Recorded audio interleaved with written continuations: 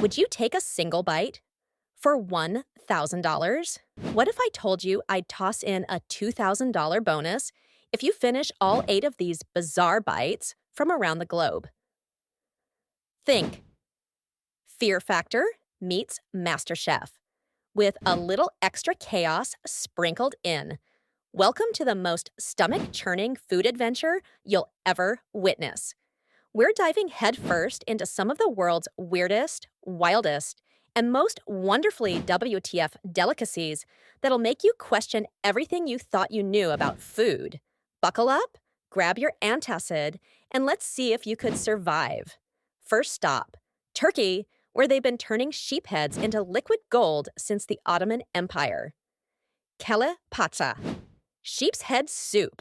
This isn't just any soup. We're talking about an entire sheep's head, like cheeks, tongue, brain, eyeballs, and all, slow-cooked for hours, until the meat falls off the skull, served in a garlicky, lemony broth. Here's the kicker. Turkish people swear this soup cures hangovers better than any medicine. In fact, there are soup kitchens in Istanbul that only serve this dish at 4 a.m. to partygoers stumbling home. The record for most bowls consumed in one sitting, a Turkish truck driver named Mehmet downed 12 bowls in 2019. Fun fact, Turkish wrestlers used to eat this before matches for mental clarity. Celebrity chef Anthony Bourdain once said this soup looks like a crime scene, but tastes like heaven. The locals believe eating the eyeball brings you wisdom, though I'm not sure what kind of wisdom involves voluntarily eating eyeballs. Next up, we're island hopping to Micronesia for what sounds innocent enough, chicken kalagan. But here's the plot twist. There's no cooking involved. This dish is made by cooking raw chicken using only lemon juice and salt. The acid literally cooks the meat. This technique is older than most countries.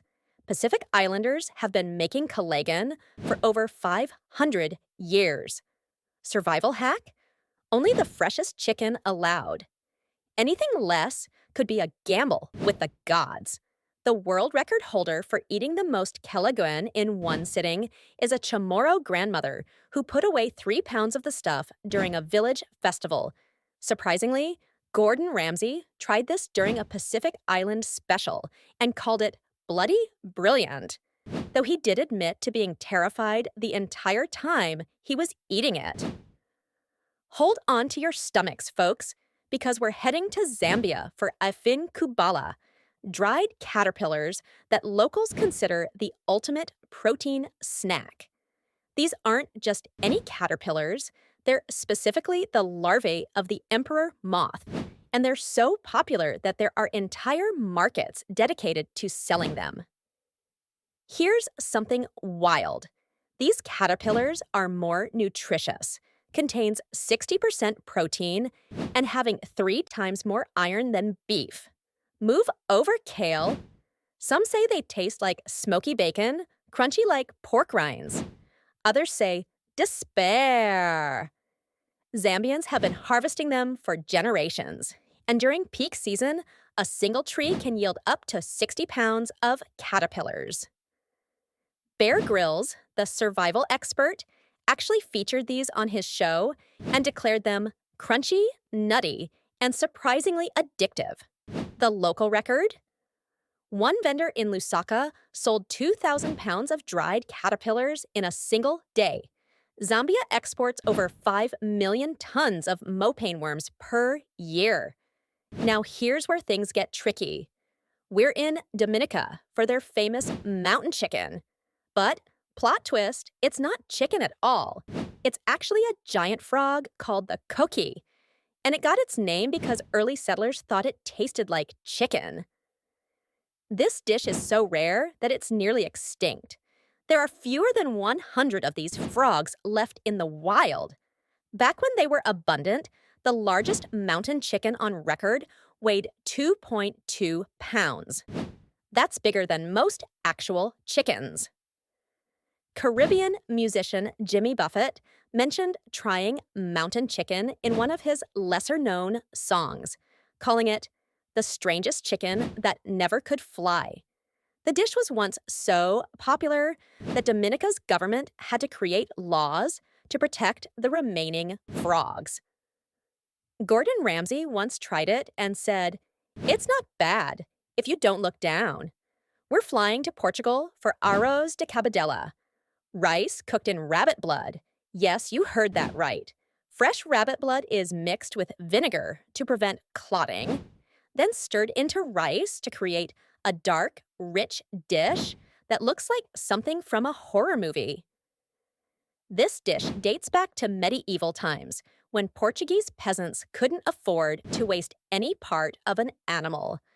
The blood gives the rice a metallic taste and an unsettling dark color that ranges from deep brown to almost black.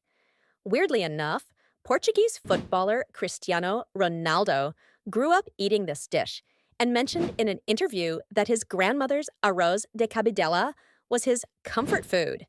The largest serving ever made was at a village festival where they used 50 rabbits to feed 300 people.